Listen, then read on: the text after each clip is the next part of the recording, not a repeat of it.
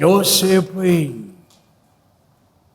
எகிப்திலே அந்நிய தேசத்திலே பார்வோனுக்கு அடுத்த நிலைமையிலே மகிமைப்படுத்தினார்.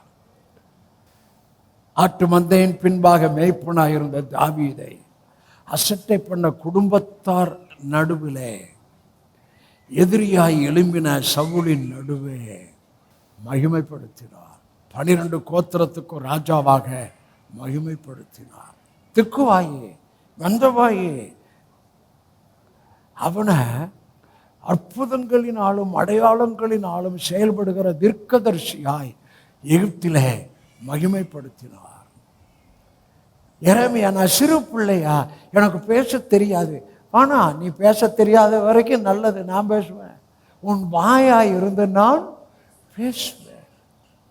நீ கற்பத்தில் இருக்கும்போதே நான் பிளான ஆரம்பிச்சிட்டேன்.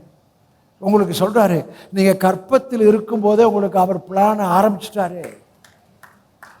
பிறக்கிறதுக்கு முன்னாலேயே சங்கீதம் 139 அவர் புஸ்தகத்தில் உங்களை குறித்த தீர்மானத்தெல்லாம் எழுதி உங்களை குறித்த பிக்சர்லாம் போட்டு அந்த தீர்மானத்திலும் பிக்சர்லையும் உங்களை மூவ் பண்ணிக்கிட்டே வர்றாரு. ஏதோ ஒன்று நடக்கலை நினைக்காதீங்க, ஏதோ ஒன்று மேலே நடந்துக்கிட்டு இருக்கு. எதுவும் நடக்கலே நினைக்காதுங்க. ஏதோ ஒன்று ஆவியின் மண்டலத்தில் உங்கள் பிள்ளைகளாகிய உங்களுக்கு அவர் செயல்படுகிறார்.